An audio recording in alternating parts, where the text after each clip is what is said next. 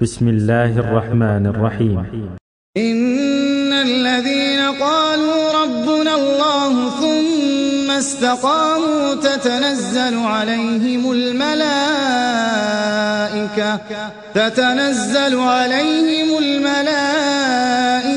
ألا تخافوا ولا تحزنوا وأبشروا بالجنة التي كنتم توعدون. But is conversion to Islam quite so easy to deal with in practice? George and Liz Ford faced a family crisis when their teenage daughter Rachel converted to Islam as a student in Leeds. Well, when I was at school, we didn't have religious education into other religions. It was just Christianity. So unfortunately, my understanding of other religions was very poor. So my concept of Islam was incredibly limited, and I actually didn't give it any thought. Prior to Rachel undergoing her conversion, I had the impression, being fed by the media, I hasten to add, and by perhaps populist films, that most Muslims were kind of hell-bent on the destruction of Western civilization. We're all kind of extremist fundamentalists. I first became exposed to Islam when I first came to university. Back at home in my village there really aren't any Muslims at all. When I came to Leeds, obviously there was quite a few, and I was very curious. I think at the end of the day I basically just wanted answers as to why we were here, what was our purpose.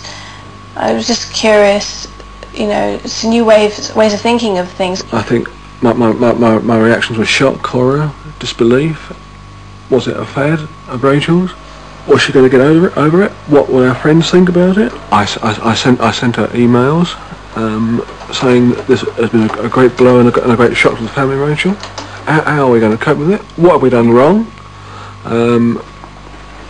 Why have you rejected our ideals, our religion, our dress code, our personal code, all out the window? Why? What have we done that's so wrong? I just emailed him back and I said, it's not like I've come home and said I'm gay or I'm taking drugs or anything like that, and I'm not going to do that either. I'm not going to come home and say these things.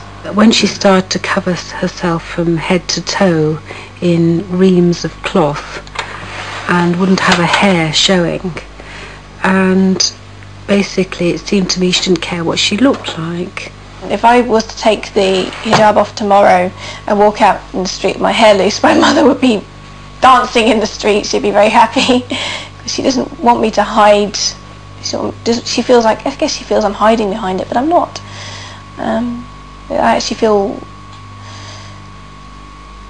more secure. I feel that less people are staring at me for the wrong reasons. My main thought process was this: do we rip the family apart for the sake of religious dogma, or do we concentrate on our family and keep the whole aspect of family life together? We formed the point of view that the best line of action was to take was that we loved our daughter so much that we were prepared to not lose her and to accept her standpoint and her religious beliefs. When we go and see Rachel at university, it does seem strange. They know her as Latifah. They don't know her as Rachel. I will call her Rachel. I haven't actually changed my name. I've just added to it. I felt I needed to, because Rachel at the end of the day was my Christian name. It was a name that was given to me on the day that I was christened. I'm not a Christian anymore. But while her family has come round, it's been a different story with their wider social circle. Local friends were very much against the situation on a covert basis rather than an overt basis, giving grimaces, frowns, a kind of vibe of disbelief. Colleagues, we are, I believe, locally respected people. They were very polite, but they were polite for our benefit and not for the benefit of Rachel.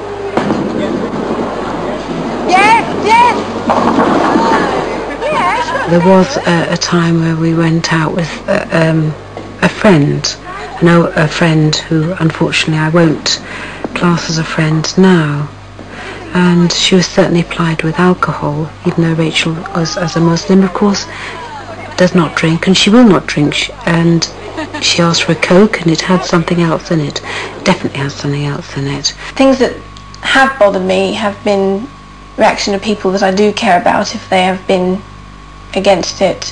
When there was a family event a while back where I did feel that I was snubbed, and I felt that my family was neglected as well because of me and what I had done. Frankly, this has now given me a very great insight into how minorities must feel.